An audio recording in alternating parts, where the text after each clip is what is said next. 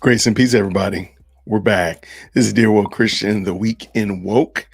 Thank you so much for stopping by on today. Prayerfully, you had a wonderful Lord's Day, Mother's Day, all that kind of good jazz wrapped all together.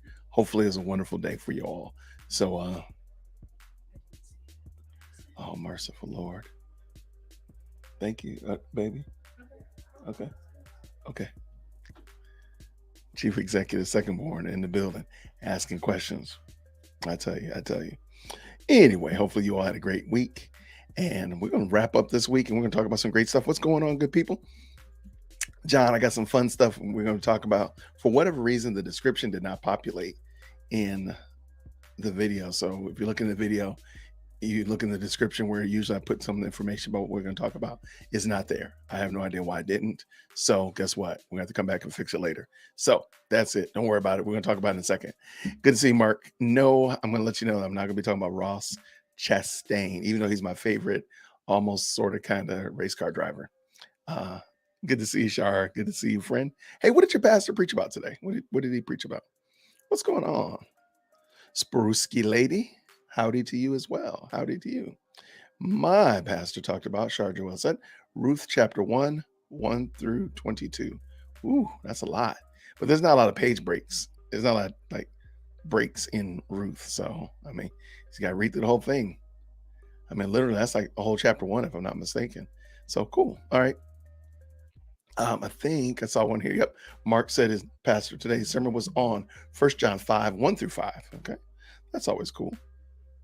I like First John, first and second, third John. It's just a great series of books. So I'm glad that you all were able to dive into that. I was going to actually take our pastor's sermon today and make a short out of it. There were some good segments I want to pull out of it, and it just hadn't. I need to try that. I don't think it's populated yet. All right. Looks like everything sounds good on this side. The video was not ready for me to download yet, so I have to check that out. Maybe after the show, we can do that. We can do that.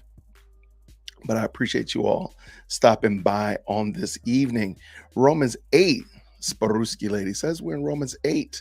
He doesn't deviate from the normal usually. Okay. I think what you mean by that is he's just preaching through the book of Romans, or he just preaches verse upon verse and doesn't deviate much from that. So I think that's what you mean. If something else, let me know. But I believe that's it.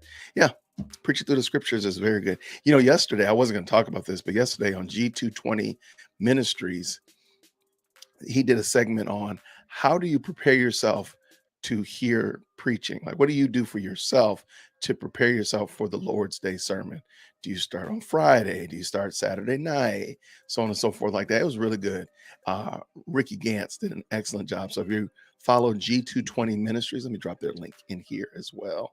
Grab it real quick. If you follow G220's Ministries, yesterday was really good. It was just an excellent little, just a reminder, hey, before Sunday, what am I doing to prepare myself to hear the preaching of God's word? And the title of it was Preparing Your Hearts for Worship. And it was really good. It was really informative. I thought I was going to drop that for y'all here. There you go. Good people. Check it out. I really think you'll enjoy it. It was just a good little tidbits, like how do you prepare yourself to hear God's word preached the following day. So excellent. Nakia says that our pastor preached from Mark chapter 3, 17 through 35. Okay, I love it. All right, Sprucey Lay said I was correct. Yes, sir. Sorry. You are correct. Verse by verse exposition. I love it. That's the way. Look, I'm not mad at topical sermons, but they just lend themselves to a lot of problems. So you can almost deviate you can sidestep a lot of problems if you don't do that. But I love it. Thank you so much. Another great way to prepare for a sermon is not to contact the dosing group to write it for you. There you go. There you go, Mark. That'll keep you out of a whole lot of trouble, a whole mess of trouble, as my granddad would say. Keep you out of a whole mess of trouble if you don't ask dosing group to preach for you. What we got? Coffee time at the water's edge. Hey, how are you? Good evening. Got your London fog? The fog of London is on deck. This is actually a cold London fog.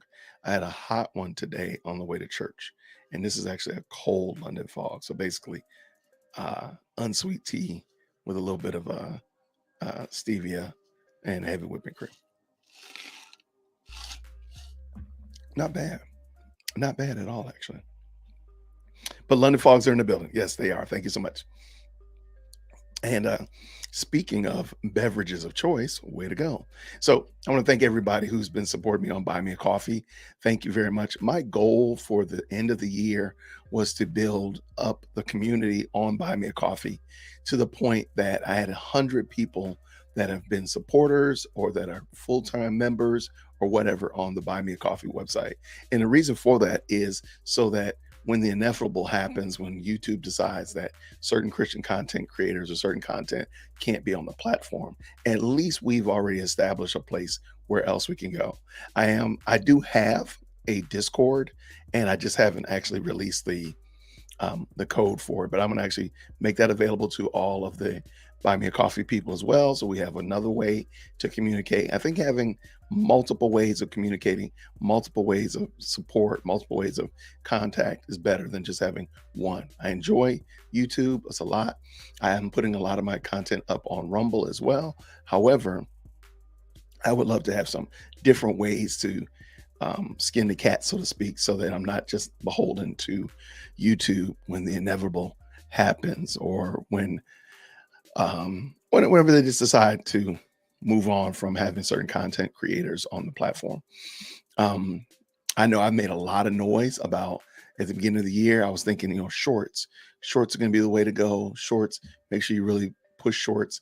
And shorts have been really a letdown. I have to tell the truth. Let me just give you a little channel update. Shorts have been a letdown. Like YouTube really was pushing shorts coming out of the last year into the beginning of this year. And I really thought, oh man, shorts are going to be really doing well. No, they really haven't. They really haven't. And I think if you notice a lot of your content creators might, or your favorite content creators might actually be mentioning like, hey, my views are down. I think that's part of it. I think something happened with the YouTube algorithm, how they promote, how they push content. They stopped pushing shorts like they were. And I think something else got broken. It's just like when they started pushing shorts, something got broken. And now that they stopped pushing shorts, I feel like something is broke. And they're fun, Nakia. I'm just not going to put out as many. So what I decided to do was I still have my shorts up. I took them all down one day and just slowly put them back up. I cleaned some up. Some had some bad audio. Some had gotten dings and so forth. So I took some of them down. And then I said, what I'm going to do is when I hit 10,000 subscribers, then I'll start putting them back up on a regular basis. But right now, I'm not going to sweat it. So that's part of it. So what we're noticing, and some, K-Dub is in here as well. I know some other content creators will probably stop by. And what I'm noticing is that my views have gone down, even though I still have the same amount of content on my channel. So I know that YouTube can play around with the algorithm however they want. I just want to make sure that I'm somewhere else. I'm not landlocked to YouTube. So that's why I encourage you all to support me on Buy Me a Coffee, because that's a great way for me to fund some of the things that we're going to be doing, aka some new technology, a couple of things changed in the studio and so forth like that. So I appreciate you all. And it's another fantastic way to stay in communication, because at the end of the day, that's what we're all about, is trying to communicate with you all. So if we could stay in communications, it would be great. So that is it. So appreciate that. Nakia asked, no problem. Are they difficult to produce? Yes and no. What I mean by that is you can put up a short that looks like you shot it through a potato, and it could take you as much time as it takes you to pick up your phone. You can shoot a short and be done. Okay. Or you can really produce a short. Now, I did the math early last year, and I think I determined that it was costing me in the realm of about $10 worth of time, effort, technology, so on and so forth, to do one short. I've definitely whittled that down to quite a bit. However, you don't really see that same return. Just give me some insight. You don't see a lot of that return in your YouTube algorithm, unless, of course, you're somebody that's hitting multi 100,000 views on a short. Otherwise, if you're just a bloke like myself, you're just getting barely hitting 1,000, 2,000 views. You're happy to get 4,000 views. You're not going to see those kind of numbers that people like. That people, like some of your bigger content creators have. Uh, so yeah, to answer that, no, it's not necessarily hard as much as it's just the bang for the buck is not there. Um, so, needless to say, and the only reason I bring that up is because I noticed my views have been down quite a bit. People checking out my content has been down. So I don't know. I can't blame that on shorts, but I think something's broken with the algorithm. And I got this feeling that YouTube is going to probably pivot off of shorts and go back to like really pushing long form content and the such like that. And I mean, it makes sense because shorts don't mean, if you look at what YouTube is a repository for information. It's a giant search index. Shorts don't necessarily tick the box of when you're looking for something, you buy a car and you're trying to connect your phone to the audio, to the Bluetooth in the car. Most times you're going to go to YouTube, you're going to search to find it, and then you'll get your answer. You're trying to make soft boiled eggs. You can go to YouTube, you're going to search, you're going to find it. Whatever you're looking for, a documentary on problematic public speakers, you'll find it. Shorts don't really fit into the way YouTube works. I think YouTube tried to do shorts because the TikToks and the Instagrams and the other places were doing shorts in this short form attention deficit content, but that's not really what YouTube is for. So I think that's why you don't see it's not doing as well. And I don't think of the other platforms, because like, for example, if you go to TikTok, there's no way for you to search for, like, what would you search for? Like, what would you go to TikTok to do educationally or to learn something? Now, of course you could, I'm sure, but how do you search for it? How do you search for how to skin a moose? How do you search for that on TikTok? Because you can search for it on YouTube. How to speed read. You might be able to search for that on TikTok or Instagram, but you can definitely find it on YouTube. So I think YouTube is going to pivot off of shorts and they're going to put more of their time into long form content. The reason also why I believe they're going to put more of the time into long form content is because they just spent a gang of money on podcasts. They didn't spend a gang of money on shorts. They spent a gang of money on podcasts, and they're encouraging us as content creators to produce podcasts. So it's making me think, just, just trying to hypothesize what I think is going to happen in the future, that they're going to be pushing more of that long form content, the lives and the podcasts and the what I call mic drop moments, those 5, 6, 7 minute long videos. That's what they're going to be pushing more of than this attention deficit content. Just my thoughts. Now, Sparuski Lady, if you join Buy Me a Coffee, you can change it from Buy Me a Coffee to Buy Me a Book. They actually have that. And Buy Me a Tea. You can buy a pizza. You can buy a donut. You can actually buy anything. You can, and they'll allow you to just make it whatever you want. So if you said, buy me, I don't know, gym shoes, like, you can do that. You can make it that. So, I mean, they have some options there as well. I will not buy you a Waterloo, because I'm not going to buy you TV static in a can. There's no reason for that. There's no reason to do that. So Spruce Lady says she doesn't like shorts. Usually they are funny. I like live streams. Yeah, I enjoy shorts.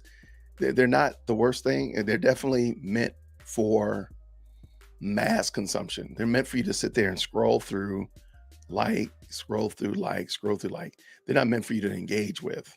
I mean, it may be, but I think most people would probably say they don't necessarily engage with short content, aka they don't comment in the comment section. So I think YouTube's going to pivot off of it. I'm sorry, it just asked me that. Pastor Billy Crone in Las Vegas. What did he preach about? Billy Crone? Who's Billy Crone? Did I miss something? And you know what? For a long time, I've mentioned this before, I never could wrap my mind around the fact that people live in Las Vegas.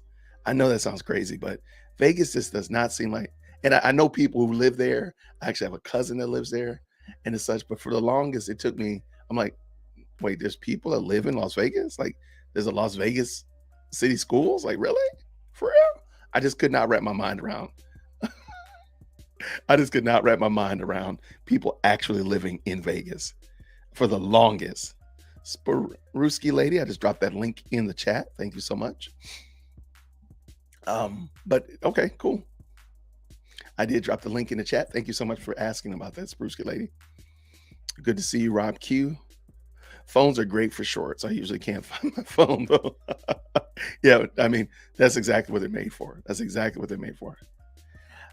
Yeah, I'm starting to lean on that. I'm starting to lean on that. Now, we can have a discussion about the production time because to me, getting the production time down significantly has made it better. But at the end of the day, you really have to, it has to be a part of a strategy. It has to be really a part of a strategy. So, wait, more than 20 views and I'd feel creeped out. Oh my gosh. No, no, part of this whole game is to get as many views as you can. I mean, that's the whole point. I'd say that's the point of this whole YouTube game is to have lots of views. That's the whole point. All right, your pastor, coffee time at the water's edge. My pastor preached from Acts chapter 19, 11 through 20. I love it. Oh my gosh. Any opinions regarding Alan Parr's decision to post videos less frequently? Imagine even being a Christian content creator can be stressful. I was not going to discuss it because I didn't actually watch his full video. However, I can fully understand first of all, Alan Parr is on another level than Dear Woke Christian. I've been to the studio that Alan Parr shoots his content out of. Don't tell anybody that. I've actually been there. Alan Parr is on a whole nother level. We'll put the Christianity aspect to the side. He's a top tier businessman and understands how to do YouTube content. So I've only got respect in that regard for him understanding this medium and how to make the most of it. Same thing with Ruslan. I got beef with Ruslan and his theology. I got problems with Alan Parr and some of his theology. But let's put them in two boxes. Their business aspect, I'm not gonna front on them. I mean, Alan has better than, if I'm not mistaken, 15 people are fed through Alan's ability to produce content. Think about that. Like, that's a small business. And it's like, that's amazing. I have no shame. No shame. I don't know how many Ruslan has. I have no shame. Look, I know what it's like for me to do content in my office. I cannot imagine me having the stress of knowing that there's 15 men and women plus their kids and stuff like that are tied to what I do in this camera. I can't imagine that. So that being the case, I can imagine that this is stressful and it can be stressful. And I do think that YouTube has been messing around with the algorithm because everybody's views have been down. I've noticed it in certain key areas, and I've noticed it in a broad sense. That I've noticed people mentioning, hey, my views are down. Hey, my views are down. And then I noticed in very small niches, they're saying specifically, like, our views are down. If that be the case, and Alan has the weight of at least 15 people eating and living off of his ability to produce good quality content, I can imagine that could be a little bit stressful. Now, on the same note, let's say this. If Alan, I don't think he was, but let's say Alan was putting out 5 videos a week and each one of those videos got 50,000 views. That's pretty serious. But if Alan could put out 2 videos a week and each one of those videos gets 250 views, well, that's going to be significantly different. That's going to be a monster change in the amount of time that they're putting in front of the camera, the amount of time related to editing and all that stuff, producing and directing videos. That's going to be a major turnaround. And that can be, that can be a great way to release stress off your mind and so on and so forth. So I'm not judging Alan for that. I know people are like, well, is he really trusting God and that and the other? Look, you can be as deep as you want to be, but at the end of the day, yes, we do trust God. Whether we mean it, whether we say it and vocalize it, before every video or not, we're ultimately trusting God. Now, there's sometimes when we might lose focus and we might focus on our skills, we focus on our abilities, focus on how we're able to do those things. But at the end of the day, I don't think that Alan was trusting Alan to be able to do this, but he recognizes that, hey, it can be draining. I ain't gonna lie. So if he's not in a good spiritual place, maybe he got a little off task. Maybe God wasn't first in his life. Maybe, I don't know. But if that be the case, and he says, hey, I'm gonna dial it back to 2 videos a week, and it's still gonna get the same content. Because again, he's still got to feed his own family. Let's not even forget the however many people that work for him, staff, but he's got to feed his own family. So yeah, I ain't mad at the man at all. I got no I look, do what you got to do as long as you're making much of Christ and you're trying to be as faithful as a Christian as possible. I got no problem with it. Yeah, he can send me some tips though. If you want to send me some tips, send me some of them lights, man. Sprucey Lady, man, I didn't even get to what I was going to talk about. Sprucey Lady said, "I like Alan. I saw it coming though. I'm glad he's stepping back. Good on him. Yeah, I don't have a problem with it. He sent me them lights though. They're probably just trying to compete with TikTok. Oh, yeah. So yeah, YouTube did. Yeah, that was 100% why YouTube started doing shorts, is because they were pushing. They felt the crunch from TikTok, but I think YouTube should have thought a little bit more robustly about what their business model is. They're a repository for information, a gigantic, the second largest search engine in the world. Yeah, let TikTok keep ticking. Let them keep TikToking in. Nobody's searching in TikTok.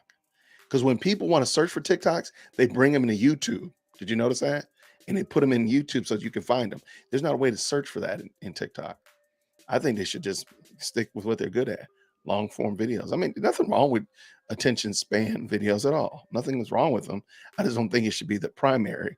And even when they try to merge the two, like the short content and the long content, they try to bring them together, they broke stuff and they finally got it fixed. And I think they broke it again.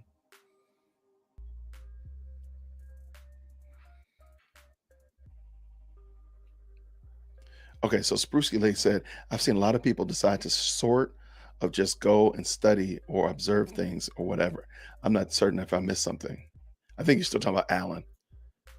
Yeah. Yeah. YouTube can take a lot of time, no question about it. Any time away from your real life, if you're heavily invested. Yeah. And I mean, if this is part of your job, if this is part of your business, like this is your job, in front of this camera is your job, yeah, that's going to take a lot of your time for sure.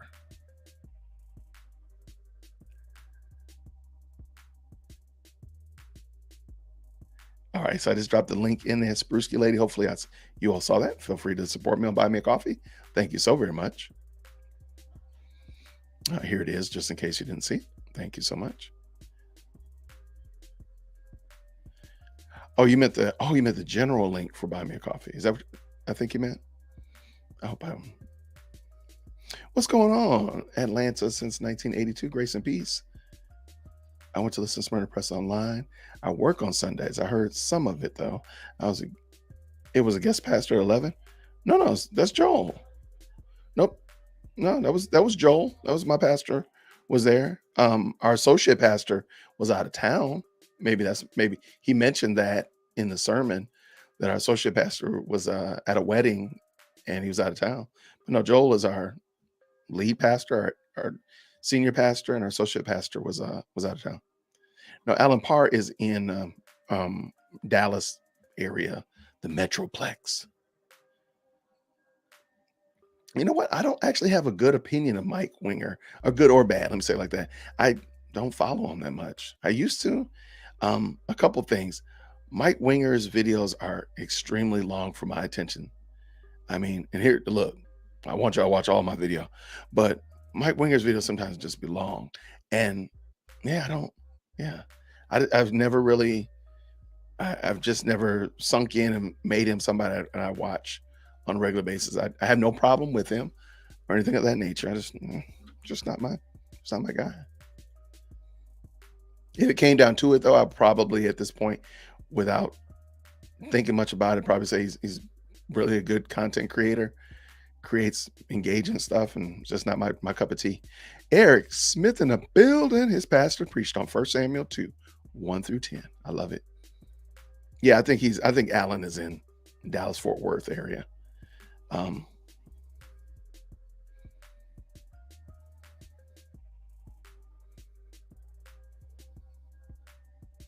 so this is a problem, Mark. I think Allen's biggest annoyances in general is that people would rather hear him call out false teachers' teachings instead of learning about doctrine. And you know what? That's probably more true than false. However, I think Allen would do himself a solid by looking at and talking to one Corey Minor. Corey deals with the exact same thing, the exact same thing. And what Corey has done is Corey has told me that he has set a percentage. So much of his content is going to be about Bible study, doctrine, teaching, and so much of his content is going to be about calling out errors and false teachings. And it can't, he has to keep them in balance. I like that. That's a very solid way to do. And I think people like that. They resonate with that. And you look at his numbers. Corey's numbers are not going down. I I, I look at his numbers quite regularly. His numbers are not going down. Um, and I think that's a great testament to what he said is that, hey, he's just going to keep putting out good content, putting out godly content. And he's found a niche as it relates to the amount of time. So he doesn't put out, you know, 8 3-hour videos a week. He doesn't do that. So he might put out 8 videos in a week, but they're going to be at various times. But notice they don't go above a certain time limit. And I think that's smart. And I think Allen could benefit from that. So that's what I would think. If that's his big annoyance, I think Corey could help him out with that.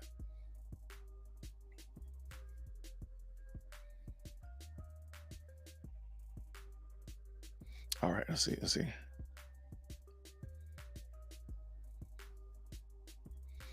All right, coffee time. So we got a lot of views on our first time on a video on Crisis Pregnancy Center. We also got a lot of hate mail as well. Um, I don't know you, Coffee Time. I would love to look into what you're doing. Hey, I'm all about crisis pregnancies and supporting crisis pregnancy centers. So if that's something we can do to help you out, let me know. Shoot me an email, dearwokec@gmail.com. I will gladly help you with that. Um,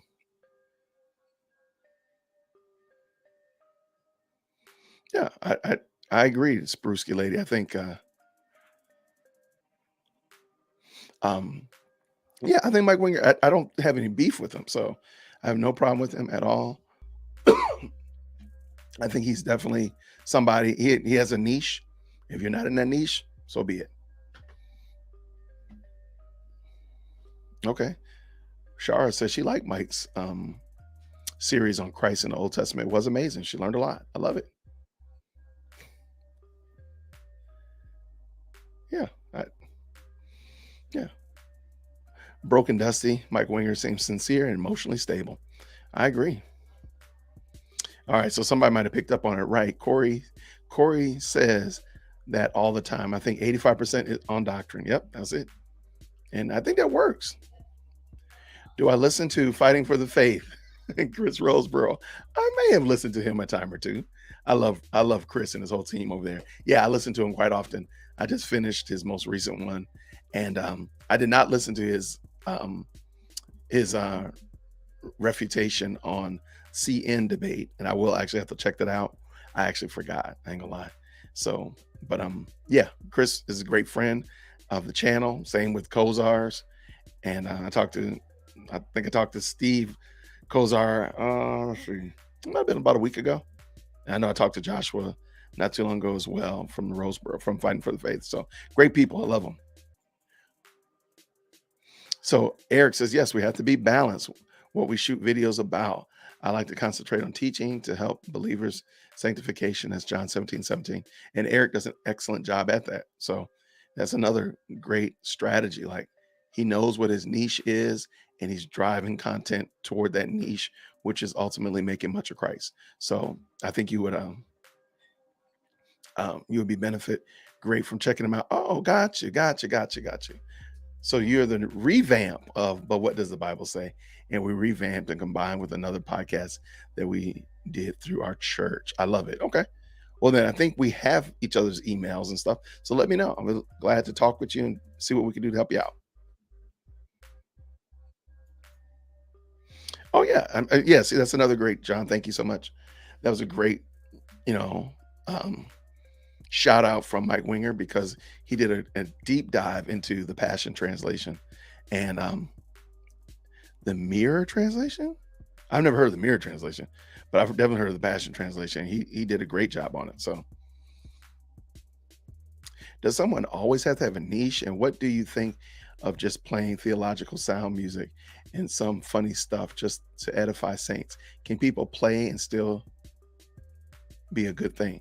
Well, a niche kind of like, for example, if I went to Sparuski Lady on YouTube, what am I going to be coming to her channel for? Is it going to be homestead chickens, or is it going to be learning how to knit? Is it going to be learning how to change a carburetor in a old Buick? Like, what is going to be your focus? Because there's going to be so many things. There's so many different areas on YouTube that you do need to whittle it down. Now, you might not whittle it down to the fine nuances of only how to change batteries in a Samsung Galaxy S24 Ultra Black Edition.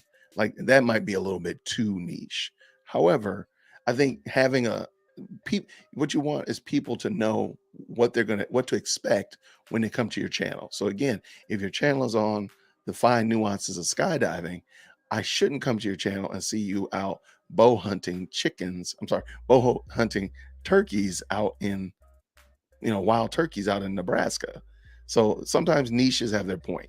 So I think this sounds like a good niche. I would just think about it a little bit more. Like, hey, I'm playing theological sound music and fun stuff to edify saints. So that's kind of like what Eric said. Eric wants to help build people in their sanctification. So just kind of say, hey, this is what I'm focusing on. I'm playing music. I'm doing things that will help people have a good laugh while they're in the midst of their daily grind. So I don't think it's bad. Wow, the mirror translation? I've never heard of it. Wow, I have to look into that.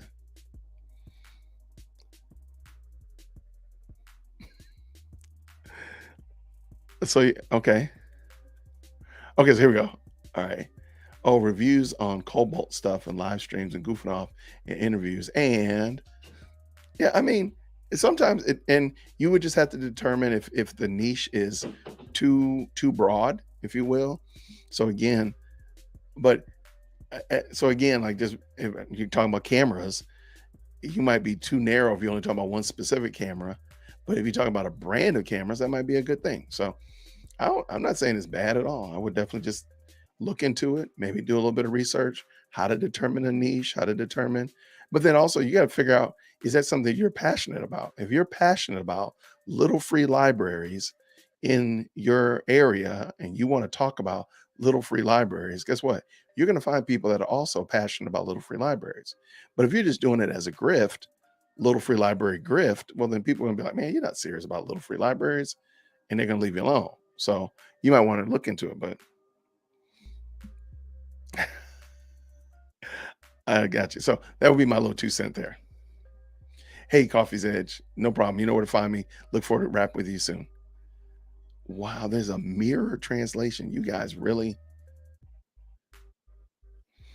man, I'd never heard that before. I've never heard of the Mirror's Edge.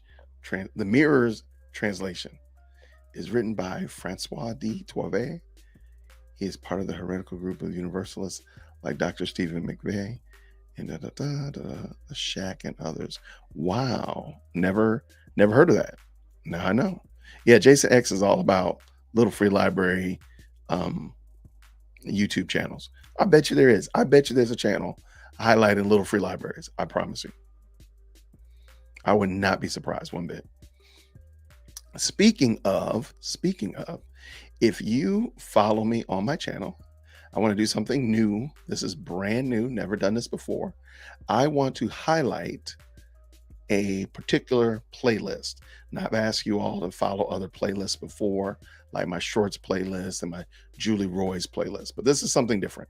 So there are a few ladies that have YouTube channels, Christian content creators, that have YouTube channels, and I'm dropping the link in the chat right now. And I want to encourage you all to check out this playlist. So there's several. I just picked one video from each of them so you can kind of like go through. There's about 9 of them. So you can kind of see all of them and check out their content. And I thought it would be really good from Jarena to April. There's a couple new faces in there. Got Gothics is in there as well. But I thought it would be really good for you all if you are looking to support some Christian content creators that are trying to make much of Christ. And some of them are coming from the female perspective. So they're doing female Bible studies and how to love your families and all that kind of good jazz like that. If you're looking for that, then this is a great playlist. I think you would get a lot out of it. So I dropped the link right here. If you're looking on my channel, it's called the Ladies of the CCC. And I just thought it would be fun. Just another way to promote some good content creators. And if you're interested, you can check them out. I don't think you'll be mad whatsoever. They've done some great things. I've tried to pick some of the better videos. Like the first one really would probably suck you in or pull you in. But definitely check out their whole channels and their catalogs. Give them a like, all that kind of good stuff like that. I don't think you'll be mad that you did at all. So that was something I thought would be something fun to talk about. And it's called the Ladies of the Christian Content Creators, or Ladies of the CCC. What are we talking about? Beer. The beer translation is a heresy just as bad as a passion or worse. What? Please tell me there's not a beer translation. Stop. Stop it. I just don't believe that. Now that I can't believe. But what you can believe is that we had a great time talking about this Peggy McIntosh and her invisible backpack thing. It was fun. So I wrote a couple of summaries about Peggy, and I'm gonna drop this as a blog post on dearworldchristian.com this week. But I kind of wanted to summarize, like, what's the big to do? Like, what's the big issue with Peggy, and what's the problem? So I'm just kind of reading my blog post here. So Peggy's essay on white privilege argues that all white people benefit from a system of privilege that is often invisible to them. I want to stop right there because Joel's sermon today from Luke chapter 6 was on judge not. And one of the things he talked about was how judge not lest you be judged. And nobody wants anybody to judge us based upon another person's dealings. Never would we want that. But in this critical race theory and this white supremacist argument, that's exactly what you do. You literally judge somebody else. You judge one person based upon somebody else's behavior or actions or sins or crimes. And it doesn't make sense. And it's actually a non-biblical principle. It's anti-biblical at best. So if you're a Christian and you're embracing those kind of ideas, you're embracing those kind of thoughts, I'm trying to encourage you to stop, because you're literally violating what God's word actually teaches. But let me finish. The author uses her own personal examples to illustrate how being white grants advantages in areas such as education, housing, and employment, and suggests that acknowledging this privilege is a first step to dismantling it. I also want to point out that I mentioned in the review of Peggy McIntosh, nothing stops her from divesting her own self. There's nothing that stops her from saying, you know what, I got this paycheck, because again, she has a pretty nice net worth. So nothing stops Peggy from saying, hey, I got this nice paycheck from my white privilege. Let me give this money to Dear World Christian. Nothing is stopping her from doing that. Not one thing. But notice, none of them do this. So Robin DiAngelo, fill in the blanks, none of them do that. None of them say, hey, well, I have white privilege, so let me divest myself of my white privilege. They don't do that. Why? Because they know that they're full of hot air. They don't believe this, and they definitely don't live it. They're not going to put their money where their mouth is, or put the money where my hand is and give me that money. They're not going to do that, because they know they're full of junk. But on the same note, I don't want their money. I want them to go, if they've worked hard to earn an income and earn a living, I want them to be able to keep their money and do what they need to do with it. I don't want their money. I want them to leave me alone. That's what I want them to do. But let me continue. My second paragraph. As a Christian, I find the premise of white supremacy or white privilege problematic. The idea of privileging one group of people over another goes against pretty much all biblical principles of treating all people as equal in the eyes of God. McIntosh's argument seems to suggest that white people should feel guilty or shame for their skin color, which is not a healthy nor productive way to approach the issues of life. Furthermore, McIntosh's essay does not take into account the many factors that contribute to the success and disadvantages of society, which, and I want to stop there as well. I feel like Peggy completely ignored that. Like she gives examples, and I'm like, why is race the first thing that you believe was the reason for this happening? Like she gives a blatant sexist argument. I can't walk down the street without being harassed as a woman, and she's a woman. So why would race be the initial thought in that regard? Why not sex? I mean, because okay, sure, you can say some men are not very respectful to women and they're disrespectful. Got you, no problem there. Yes, you have a win there, Peggy. But why did you not start with that? Like, why was race your initial viewpoint in something that could completely be another direction? Or why was it maybe it was innocuous? Why do you assume the worst of someone? And that's what I even asked, like, does anybody know what Peggy's faith system is? What does Peggy believe? Because I don't believe that I feel comfortable in saying that she's not a Christian, but her ideas don't come from a Christian worldview. They come from a grossly secular worldview. Let's keep going. Furthermore, McIntosh's essay does not take into account the many factors that contribute to success and disadvantages of society. While it is true that being white can confer advantages in certain situations, I don't argue that. But so does being black, mind you. Just depends on where you are. It just depends on where you are. And I lost my place. There are many other factors that come into play, such as socioeconomic status, geographic location, and personal connections. And I think that's where, like, she leads everything with race in the white privilege argument. And it doesn't have to be that. It doesn't have to be that. There could be 8,000 other reasons. Like she gave the example of, if I'm a poor leader, I don't have credibility because of my race. Well, no, maybe it's because you're a bad leader. Maybe because you don't know what you're doing. And maybe that's it. Why do you have to lead with it being a race issue when you just clearly said you're a poor leader? Maybe it's your poor leader. How about that? And that could be transracial. Anybody can be a poor leader. Anybody can learn to be a good leader too. All right, let's finish this up. So, and this is just my blog post. I'll be talking about this I'll be dropping on dearworldchristian.com probably tomorrow. Finally, the concept of white privilege is not a universal truth. It is not. It doesn't work. It doesn't apply universally. There are many white people who struggle with poverty, discrimination, and other forms of disadvantage. To suggest that all white people benefit from privilege is simplistic and ignores the complexities of individual experiences. And I'll even go further to say it ignores sin. She's assuming something that I feel comfortable in saying, if she were a Christian, I don't think she would come up with those conclusions. So in conclusion, while Peggy McIntosh's essay brings attention to important issues surrounding race and inequality as a Christian, I find the premise problematic and oversimplified.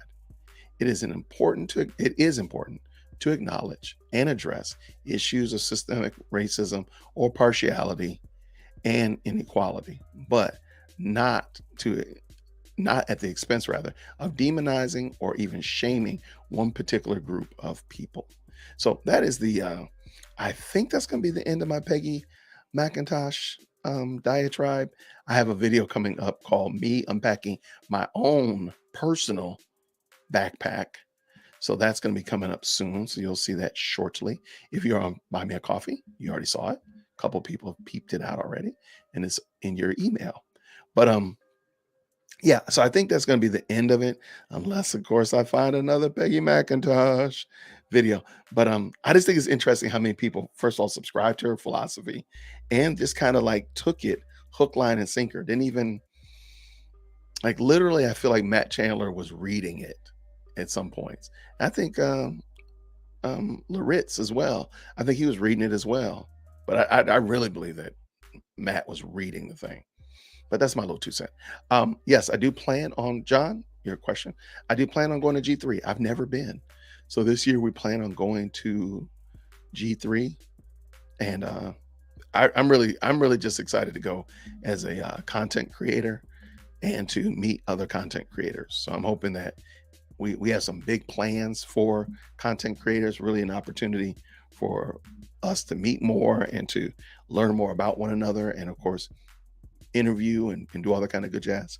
So I'm hoping that we'll be able to do that this year. So yes, I do plan on going to G3, and that is that. Also, Richard. Oh, so you weren't okay. So you were trying to say mirror and beer was the autocorrect. Okay. I was wondering, bro. I was wondering. I was like, man, what in the world is going on here? What is happening here? All right.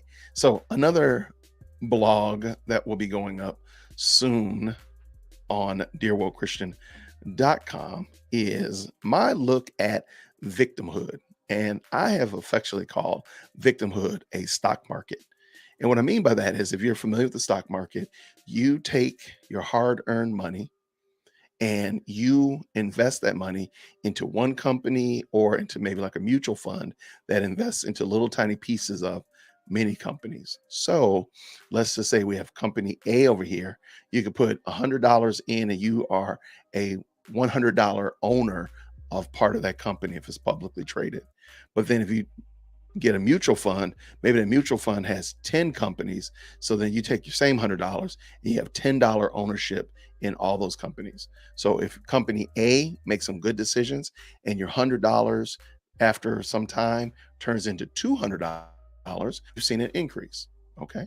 But in my mutual fund example, if you have your part owner of 10 companies and five of them do really poorly, so your $10 investment goes to zero, but then five of them do really well and your $10 in each one of those companies goes up to $100, you're making out pretty well. So that is a very general, non financial analyst explanation of the stock exchange.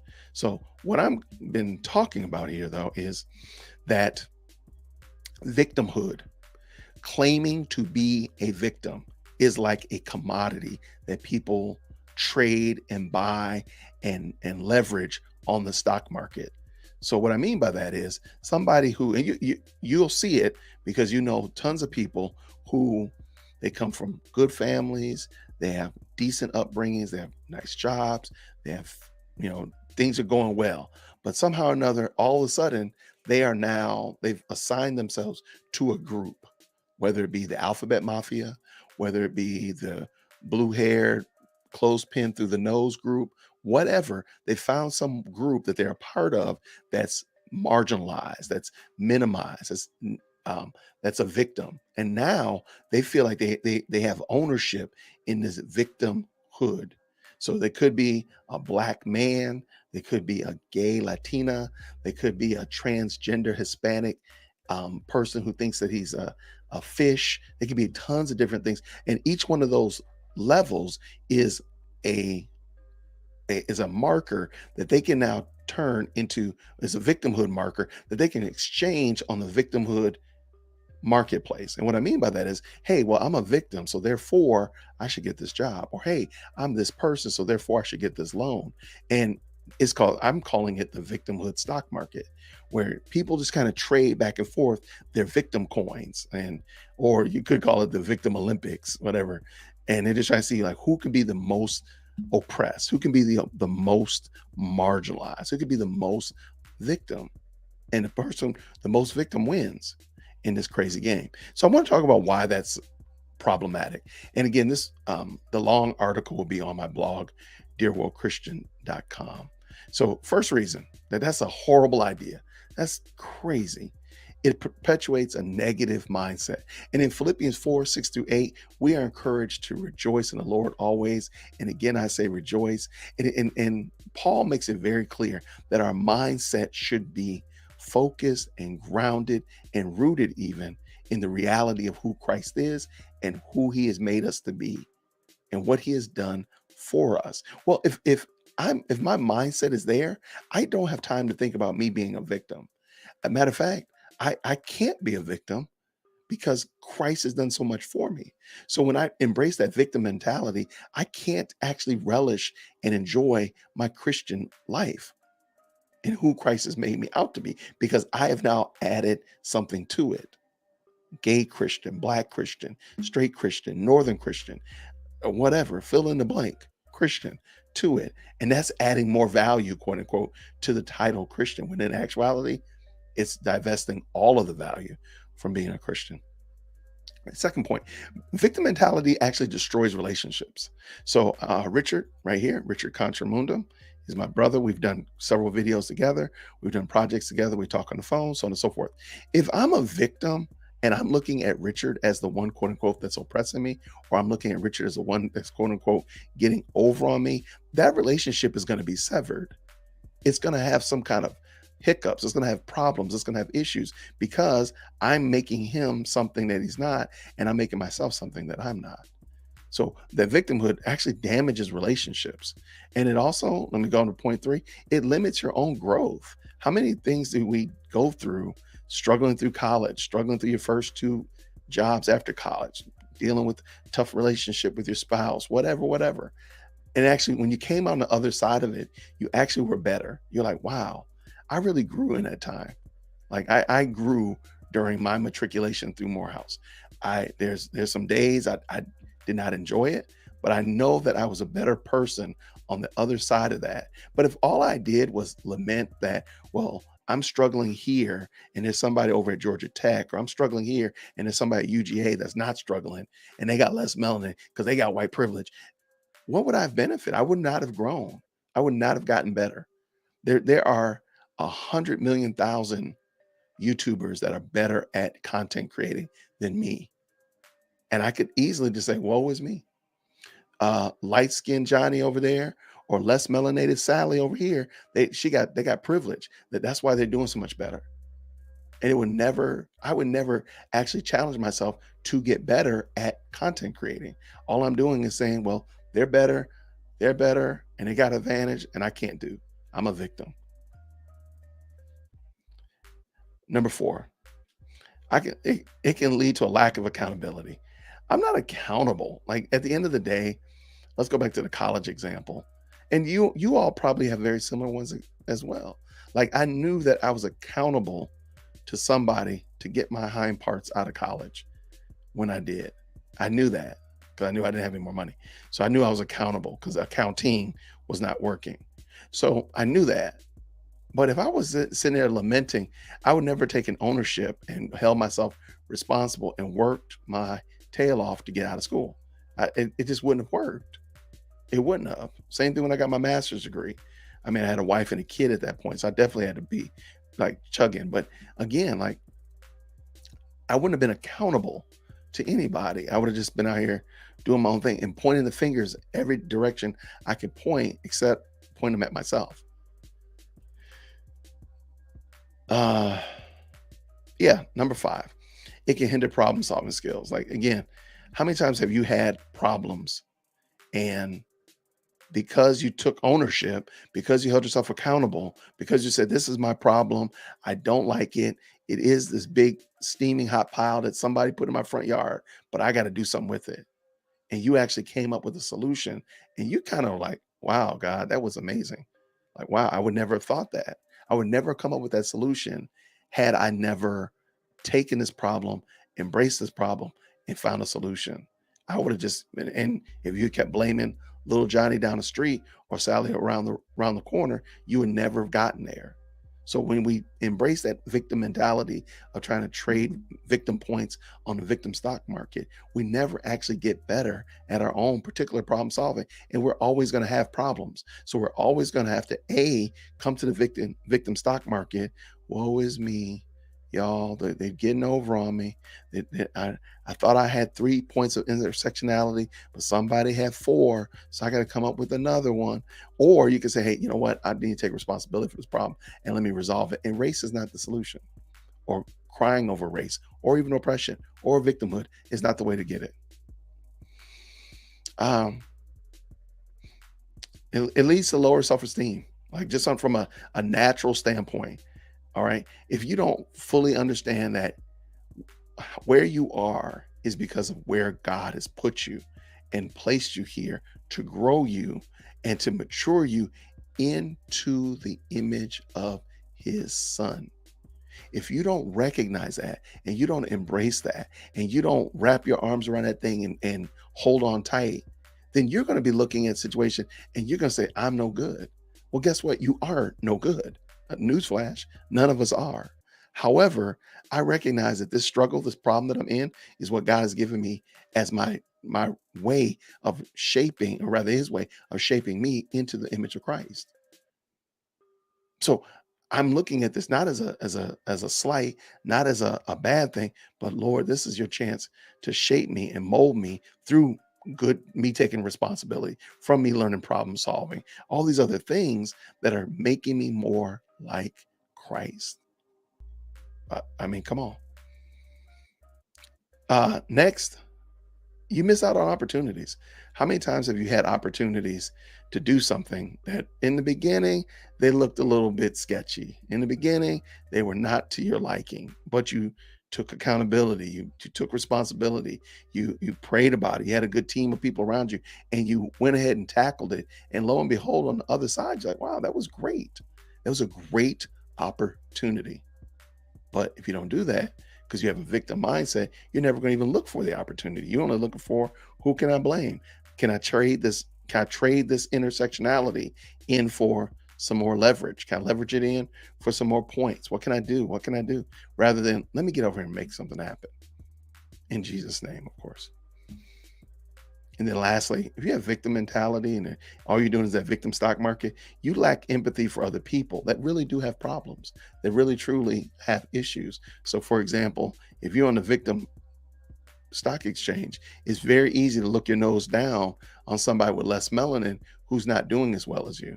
A straight white male that's impoverished, oh man, he's at the bottom of the intersectionality trail, because the gay black woman, she gets points above him, and you'll look down on somebody and you'll be just like this, the Levite and the scribe and the Pharisee, when in Jesus' parable about the Good Samaritan. So that's just something I was thinking about. It's nothing profound. I put it on my blog, dearwokechristian.com. I appreciate you checking it out. And it's just my my take on and my riff on the victimhood stock exchange. All right, so I'm gonna call you 82. Atlanta 82 says, yeah, playing victim is lazy and lacks accountability. Amen. Thank you so much, John. Thank you so much. I'm glad you liked it. Um, I like that 82. It's called POUR, which stands for previous opportunities overlooked repeatedly. I like that. I like that. Okay. Okay.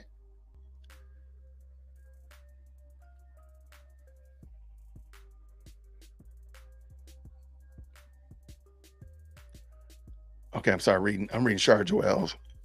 For some reason, it is hot in my office. Uh, I'm a light skinned Hispanic, and most people think I'm white.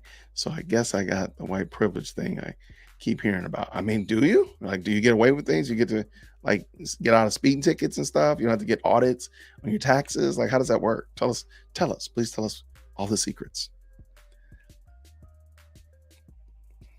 Oh, never mind. She just said, I don't know. Still trying to figure out how to cash in that privilege. I don't know. I don't know if there's like an ATM. I don't know if it's like a crypto wallet. I've been really trying to figure it out. I really have. I don't know if it's like those gold coins from John Wick. I don't know. Like, what is it? How does it work? It's not like a credit card. I know that there's not a credit card because they told me there's not a credit card. So I don't know, man. I don't know. I think that is a yes. Well, we are Karen, we are. That is the plan. We're going. Our goal, our desire is to do something like a booth or like a media row if we can get away with it. We've been in communication with them of having like literally all of those Christian content creators that come will have a booth or like a table in a long row, and you can come and interview or come and talk to them, all that kind of stuff like that. That's the goal. That's the hope. There definitely will be a meet and greet. That's for sure. That will happen. You need to do some preaching on your channel. I need to do some preaching. Now I will put some preaching on my channel. I will put some preaching on my channel. So I did. Matter of fact, Danny, I think I put Danny's short to the trailer to this video. Nobody wants to hear me preaching though. I'm telling you, they're gonna be like, man, what? They're gonna be like, man, we gotta revoke that dude's deacon ordination. I would love to. Hey, but in all honesty though, like K Dub, he does it. Rick Caldwell did it this week. Ricky Gantz has done it. I would love to I would love to go see and like add support to some men going out to do street preaching. I would love to just get I have like I can see it in my mind and it makes sense. I would like to go and support and be like, hey, just making sure they're safe, make sure they got everything's working right, and just be there to pray and watch them give the gospel there in an open preaching area. I would like to do that to support. I don't have a desire to preach like that, but I'm pretty sure all of my all of my inhibitions will get put aside. I'm sure. So, um, yeah. So that's something that. Oh wow, really, John? John said, no, you need to. Oh, I need to be preaching. Okay. I I sincerely appreciate it, and I will look into it. Um, but I might be doing some Sunday schools this summer, so I'll definitely be recording those. We record all our Sunday schools. And matter of fact, I forgot that we record our Sunday school, and they're actually on the church's website. And I never bring that up. I need to do that, so I'll make sure I make that available during this week sometime. Is let y'all know, like, hey, I've found those on Smyrna Press's website. I don't know why I forgot about that, but so anyway, I know I'm going to be doing a Sunday school, hopefully this summer. So, but we got some crazy stuff going on in Whitaker Park this summer. So, God willing, I will be able to get to some of that. But I appreciate it. Thank you so much, friend. But well, prayerfully, you all had an outstanding Mother's Day and a beautiful Lord's Day. It does sound like you had some great sermons, some excellent teaching going on, and that kind of good jazz. I want to thank you all for helping me here on Dear Woke Christian. Thank you so much for watching the video, stopping by. Check out the ladies of the CCC playlist. That's a great list of ladies that are doing some fantastic stuff here in the Christian content creating space. So I thought it would be good for you all to check them out as well. And I really do appreciate all of that because you guys make this fun. I'm trying to see if there's anything else I had planned to go over. I think that's it. I think we got all the questions answered. I love it. I love it. If you don't mind, check me out on Buy Me a Coffee. I will be making sure that all of my content is currently on Rumble as well. So hopefully we can start doing some more things there. And I will also be sending out the Discord so we can start posseing up there on Discord as well. I got to do a couple things to make sure that it's functional and make sure it's right and that there's no problems there. So long story short, Chief Executive Second Born is going to be helping me with that probably when I get done with this. But everybody, I thank y'all so much. I got some good, hopefully I got 2 or 3 good videos you're going to like this week. I answer 7 questions that are posed to Christian content creators. So that one's going to be coming up this week, as well as me unpacking my own invisible backpack. I think you'll enjoy that one too.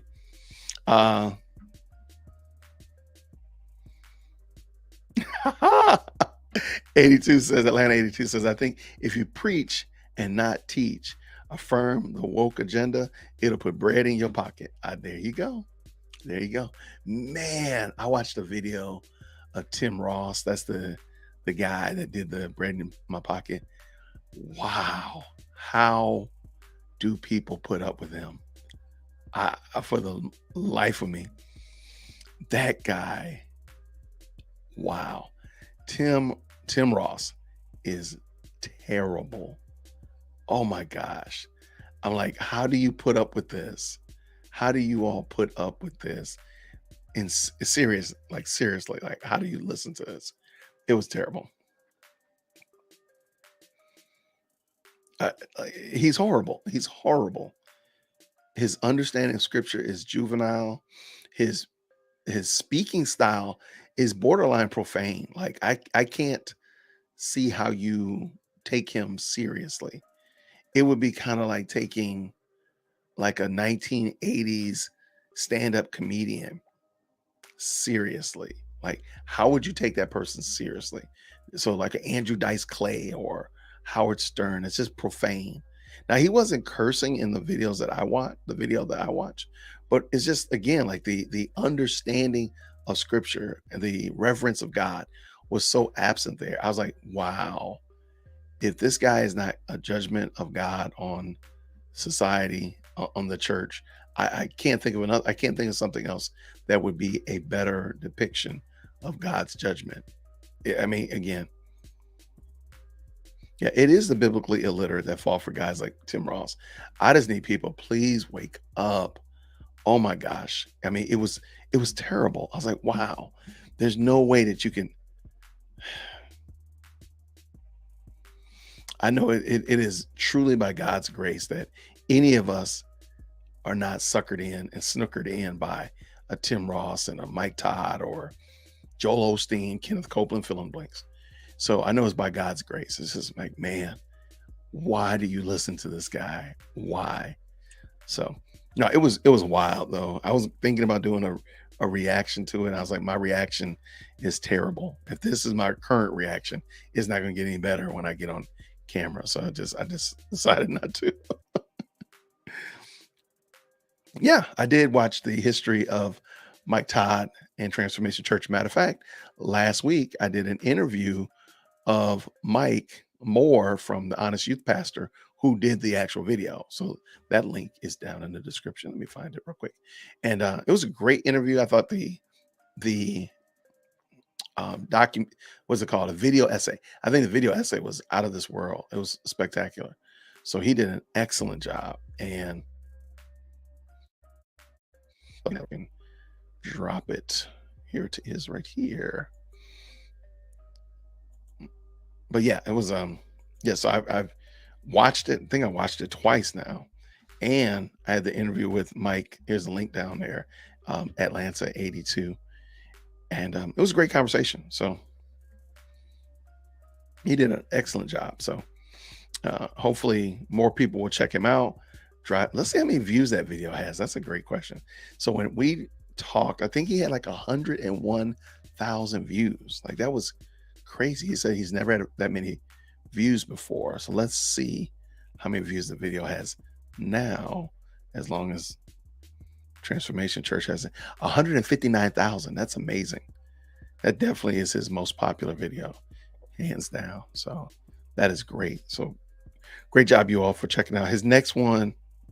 So yeah, he has 159,000 views on that Mike Todd video, and the next one, runner up, is 32,000. So that's a 5x increase. So needless to say, he's definitely did a great job on that. I know he's gonna be doing the Andy Stanley one. He shot me an email about it and asked for some of my some ideas. So we'll be hopefully get him out there as soon as possible to get that one done. All right, let's see. And that is it. All right, we got, yes, this video was very well done, John. Very well done. I'm glad I could point it out to you, and I'm glad you all checked it out. I think he will. I'm looking forward to the Andy Stanley one, simply because I know more about Andy Stanley myself. So that one's going to be fun to see how he, where he goes with that.